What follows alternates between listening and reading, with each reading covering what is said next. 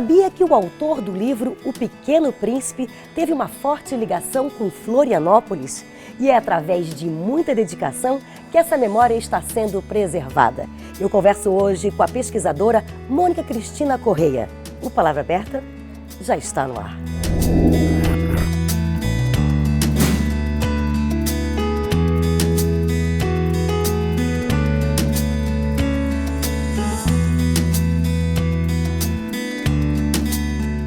Mônica, qual é a tua graduação? Eu tenho pós-doutorado pela USP em Literatura Comparada Brasil-França. Fiz doutorado em Literatura Francesa e mestrado em Tradução Literária, sempre em francês e português. E essa ligação, então, Brasil-França, entrou na tua vida há muito tempo, né? Ah, sim, desde a época da graduação aí, né? O que é uma paixão? O que tinha essa relação realmente? É com o idioma? É com o país? É com essa ligação que um país teve com o outro? É com a cultura. Na verdade, não é nada de muito excepcional se a gente for pensar. O Brasil é um país francófilo, por natureza. Toda a nossa cultura, a nossa formação social, filosófica, é uma formação francesa. Embora não tenha sido o maior contingente migratório do Brasil, a nacionalidade francesa, você sabe que toda a nossa formação cultural, nosso berço cultural é a França. É uma espécie de quimera que existe entre o Brasil e a França. A França não colonizou o Brasil, não colonizou de fato, mas colonizou culturalmente. A nossa bandeira foi idealizada por um francês, Debré, e depois o que está escrito nela é Auguste Comte. Você tem ordem e progresso, que é o positivismo. Então nós somos um país que nasceu nesse berço, cuja independência nasceu nesse, vamos dizer, berço positivista. Antes disso nós tivemos a Escola de Belas Artes no Rio de Janeiro, fundada por franceses, e todo o nosso pensamento é francês. A própria USP, né, a Universidade de São Paulo, foi fundada por um grupo de franceses também, em 1934. Então, a nossa influência francesa é gigantesca. E você veio de São Paulo e escolheu Florianópolis para viver. Tem alguma ligação com esse teu trabalho? Eu vim pelo trabalho e, claro, Florianópolis é uma cidade apaixonante, tanto que a gente sabe que todo ano vem um monte de turistas e depois não querem ir embora, né? Muitos vêm e acabam ficando. Claro que existe muito de uma ilusão daquele momento praiano, daquele momento de verão, em que tudo é lúdico, tudo é gostoso, clima de férias, você viver realmente uma cidade. E aconteceu contigo isso? Você veio de férias e teve algum tratamento? Eu vim de férias, mas o meu envolvimento já foi direto com o trabalho. Nessas férias que eu vim, de 2005 para 2006, eu descobri a história da presença do Saint-Exupéry e da companhia aérea francesa Aéropostale nos anos 20 e 30 aqui no Campeche. Pois é, muita gente não sabe, né? Passa pelo bairro do Campeche, pela praia e não sabe dessa ligação, né? Ele já esteve aqui. Foi uma surpresa para ti também, mesmo já fazendo esse trabalho de pesquisa? Sim, eu fazia um trabalho de pesquisa Brasil-França há muito tempo. E quando eu descobri essa história, que primeiro no nível popular, né, era uma história oral do Campeche, eu entrevistei lá o filho do seu Deca, o seu Getúlio, e descobri que existia essa ligação. Nada disso é aleatório. Quando você tem uma tradição oral contando alguma coisa, mesmo as canções de Gessa eram assim, hoje as canções populares, a literatura de cordel, ela tem toda uma ligação. E alguma coisa com algum fato histórico. Então, quando você fala Deca, quem é o Deca? Deca era um pescador do Campeche. Famosíssimo do Campeche e que guardou na memória a lembrança desse amigo que ele chamava de Zé Perry, né? Que era muito difícil dizer Saint-Exupéry. Eu achei tudo isso muito pitoresco, muito interessante, mas eu já percebi que havia um fato histórico. Já ligou então, Zé Perry? É inegável. Havia o fato histórico é a presença da própria Aéropostale, na época a companhia era Latécoère, depois passou a Aéropostale. O terreno do Campeche e o Casarão são gigantescos, estão ali. É um sítio histórico, isso existe. E aí, vamos dizer, uma fabulação ou uma história oral que vai coadunar com a história escrita, que eu fui perceber depois, é essa dos pescadores. O bairro, na verdade, ele respira essa sua história, esse seu passado. Você tem a avenida principal, é a Avenida do Pequeno Príncipe, depois você tem a Servidão Saint-Exupéry, a Rua da Aviação Francesa, você tem a Servidão dos Pilotos, ou seja, prédio Latécoère, prédio Antoine de Saint-Exupéry, ou seja, tudo isso faz parte da história, da identidade cultural do bairro. Só não está mais sedimentado porque ainda falta que as autoridades locais tomem isso como um ponto importante na caracterização regional e levem a sério este tipo de turismo, que é o turismo cultural, e a sedimentação dessa história, que é muito importante. O que acontecia então exatamente? Então, esse piloto, né, esse escritor, ele passava por Florianópolis, então, como uma escala. Sim. Ele trabalhava, então, na aviação e fazia escalas aqui em Florianópolis. E por que aqui? Por quê? Porque, na verdade, o Brasil foi um país estratégico para o correio que vinha de Paris a Buenos Aires. Na época, você tinha aviões com muito pouca autonomia de voo. Então, o correio chegava primeiro de navio até Natal, vinha da África para Natal, e de Natal era distribuído por esses aviões mais, digamos, precários, bastante precários da época. Então, esse avião não ia descer de Natal até Buenos Aires, ele vinha fazendo escalas. No Brasil você vai ter 11 escalas ao longo da costa. E tem algum vestígio nessas outras regiões que esse avião fazia escala? Ou aqui realmente é um dos lugares mais fortes? Aqui é o mais forte, eu diria, pelo que eu vi do Brasil, porque normalmente o que aconteceu no Brasil é que hoje você tem aeroportos nos lugares onde essas escalas eram feitas. Quer dizer que os franceses já tinham uma visão muito grande desse lado. No caso de Saint-Exupéry, que você me perguntou, ele veio nomeado como chefe da Aeroposta Argentina, que é a empresa afiliada à Aeropostal.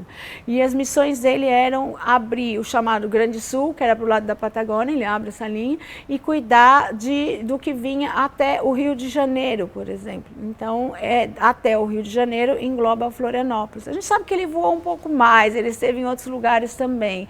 E esses voos, muitos voos eram a trabalho, ele pegava o avião e ia, sabemos que é a fase que ele mais voou da vida dele, e alguns eram aleatórios mesmo, que eu acredito que ele ia e ficava um dia ou dois para ver como estava uma escala aqui, outra ali, Santos, Florianópolis. Eu imagino que ele era um aviador, um homem corajoso, que viveu em vários lugares, que esteve em vários lugares com muita dificuldade, né? Mas eu quero que você fale também mais sobre esse trabalho cultural que você faz hoje, um pouquinho mais sobre o livro e a obra, mas depois do intervalo. A gente volta já.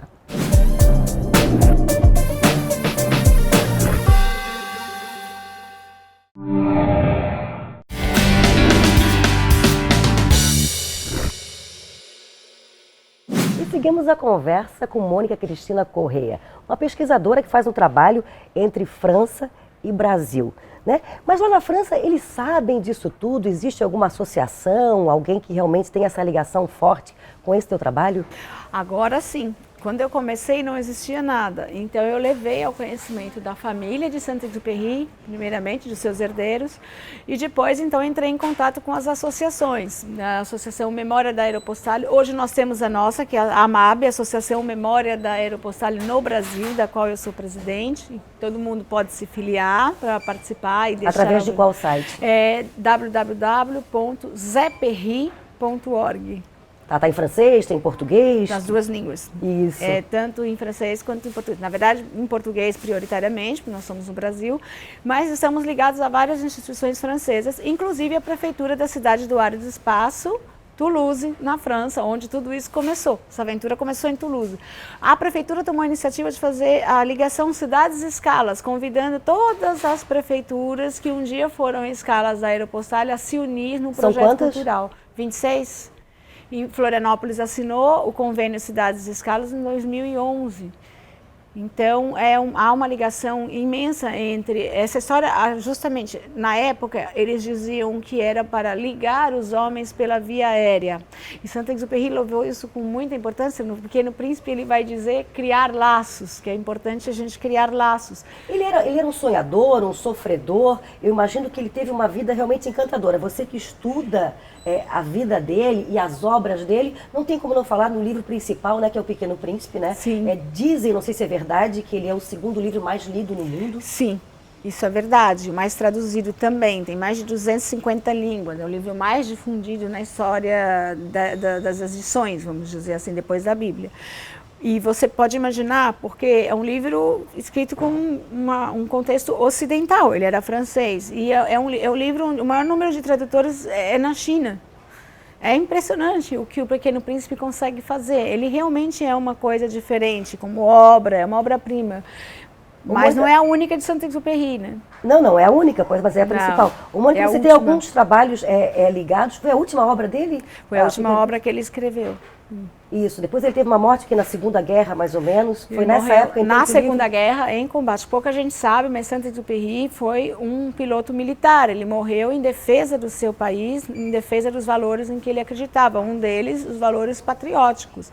Ele morreu como piloto militar no dia 31 de julho de 1944. Hoje sabe-se a data, sabe-se inclusive onde está o avião, né? Foi retirado do fundo do mar. Existiu uma dúvida com relação a esse aspecto. Existiu durante 60 anos, né? Ninguém sabia exatamente onde ele tinha desaparecido, mas desapareceu no mar Mediterrâneo e o avião foi encontrado. O arqueólogo marinho que encontrou esse avião esteve em Florianópolis, para você ver a força dessa ligação entre as cidades, entre os homens, né? Ele esteve aqui em Florianópolis há 3 anos e deu uma palestra na Assembleia Legislativa. Então foi encontrado recentemente? Então, foi em 2002. Foi através de uma pulseira, alguma coisa? Em 2000, um pescador tirou uma pulseira com o nome dele gravado, aí teve toda uma fase de autenticação dessa pulseira, um monte de histórias, a imprensa, e a família pensava que era falsa, na verdade não era falsa, era dele mesmo, e levou até o avião, estava por ali. O Luc Van Hel encontrou o avião, que é esse arqueólogo marinho francês também. É uma história, a história do Pequeno Príncipe é mágica, mas a do autor também é, né? E se não fosse Saint-Exupéry, a gente não conheceria a história da Aéropostale, que ele também registrou nos seus outros livros, e pouca gente saberia que ele era piloto, um homem patriota que morreu pela pátria, se não tivesse escrito Piloto de Guerra, que foi na mesma época do Pequeno Príncipe. E as tuas obras ligadas a isso, então? Você tem um trabalho aqui de esse trabalho aqui você fez infantil, né? Que ele fala do quê? Este fala justamente do que teria sido a passagem de Saint-Exupéry por aqui, de como é que ele teria encontrado esse pescador, o seu Deca. Então é uma apropriação da lenda, né? Baseada nessa realidade que a gente sabe que está ali oculta, e não tão oculta assim. E ele encontrou esse pescador, imagina a comunicação deles, devia ser uma coisa... Pois é, isso que a gente imaginou aqui no livro, né? Como é que foi isso, né? Muito prazer, seu nome é Saint-Exupéry, muito prazer, seu Zé Perry, e assim foi, né? Porque a comunicação ultrapassa muito a linguagem. Tem alguma coisa no livro Pequeno Príncipe que dá alguma ideia que ele estava aqui em Florianópolis? Tem uma coisa muito interessante, que é o capítulo do acendedor de lampiões. Tem aquele acendedor de lampiões, né, que acende e apaga os lampiões o tempo inteiro. No Campeche existe o Morro do Lampião, sim, que não tinha esse nome antes. Antes ele era o Morro do Caboclo. Por que ele tem o nome de Morro do Lampião? Morro do Lampião porque os pescadores, quando avistavam um avião que vinha chegando na noite, e não havia nenhuma coisa para balizar esses aviões, subiam correndo com as tochas e lampiões para sinalizar para os pilotos. Então ele mudou de nome para Morro do Lampião. E essa cena vai se repetir em quase todas as escalas bem selvagens do Brasil, ou mesmo da América do Sul. E claro que tinha na infância de Saint-Exupéry acendedores de lampiões também nas cidades onde ele morou, pequenininho e tudo. Então essa figura do acendedor de lampiões é forte. Não deixa de ser uma alusão a quase todas as escalas pelas quais ele passou aqui, e, entre elas Florianópolis. Me diz uma coisa, você faz um trabalho de luta, um trabalho cheio de dedicação, para que a casa de apoio, né, aos aviadores seja reformada, aí o campo de pouso, que as pessoas realmente tenham reconhecimento que ele esteve aqui. Esse trabalho é um trabalho árduo, como é que ele está? Ele é um trabalho árduo, mas árduo no sentido de que ele não depende unicamente da nossa vontade. Quanto nós pudermos evoluir, nós evoluímos. O projeto de restauro desse único casarão que resta, como é dito popote, que quer dizer rancho em francês, o acervo já foi doado pela França, já está todo traduzido, é uma exposição lindíssima da Aéropostale, com maquetes dos aviões, tudo mais. E nós conseguimos fazer o projeto de restauro, que foi aprovado pelo MINC, portanto, passou por todas as instâncias, IPUF, IFAM, tudo que você imaginar, e depende unicamente agora do patrocínio por Lei Rouanet. Ele está aprovado para a Lei Rouanet. Mas não houve um movimento ainda das autoridades locais, da prefeitura, no sentido de buscar esse patrocínio, no sentido de viabilizar esse projeto. E a gente está falando de R$1 milhão, a gente não está falando de uma fortuna. Isso, então tomara que isso aconteça em breve. Ser o primeiro centro cultural do sul da ilha. Porque você tem ali, além do restauro, está previsto nesse projeto um auditório para 100 pessoas, multiuso, está previsto um espaço de lazer, quer dizer que também é um espaço comunitário, a gente quer respeitar isso porque a comunidade reivindica o seu espaço de lazer. Então é o seu espaço histórico, é seu espaço de lazer, é seu espaço para as manifestações culturais. Não tem nada semelhante no sul da ilha.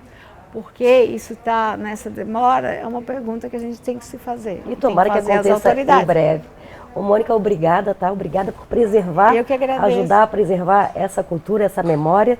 E eu só tenho a agradecer, tá? Prazer te conhecer. Prazer foi meu, obrigada.